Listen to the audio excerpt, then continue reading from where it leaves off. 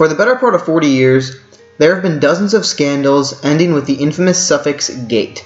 Scandals such as Celebgate, Clothesgate, Donutgate, Nipplegate, Lewinskygate, Deflategate, and Tripgate are just a few scandals in popular culture that have no relationship to gates of any kind, yet are branded with the infamous suffix. The term gate dates back to the 1972 Watergate scandal, beginning with the 1972 presidential election. The 1972 election was initially famous for being the largest landslide in history, with incumbent President Richard Nixon winning 49 out of 50 states.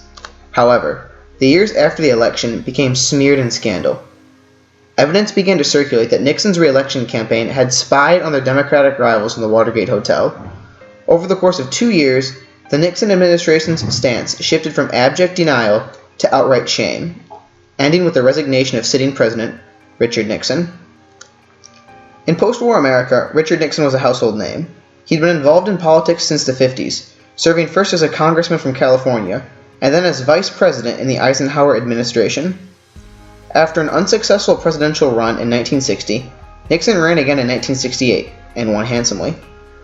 Nixon had an excellent first term and won a landslide in his re-election in 1972.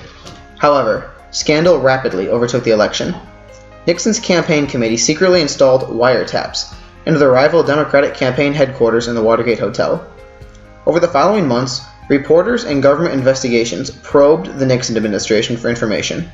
All the while, Nixon, the standing president, denied any and all allegations of corruption.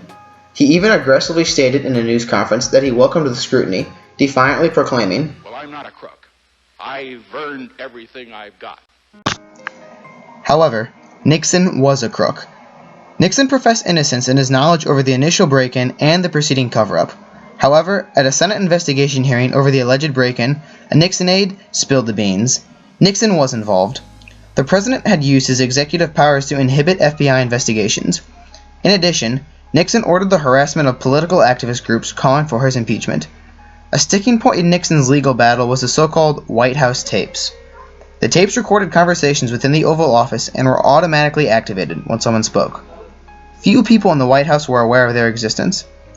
Nixon and his administration rigorously protected these tapes, refusing to turn them over to investigators. The debate was settled when in 1973, the Supreme Court unanimously ruled that the Nixon administration had to turn over the tapes. The tapes proved to be damning evidence. Congress quickly moved forward in discussing a movement to impeach the president, meaning Congress would formally charge Nixon with a crime.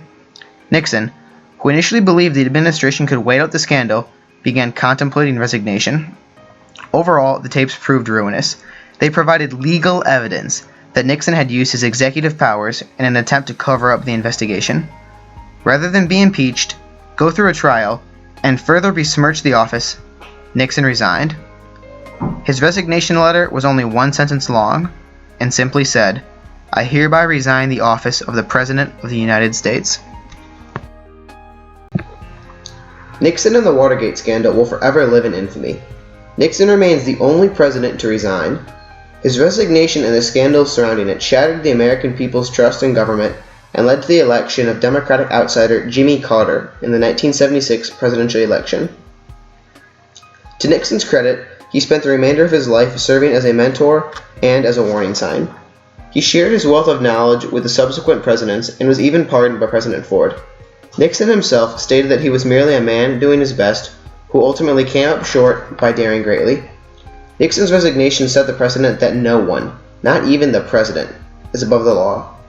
This precedent is one that Nixon eventually had to accept.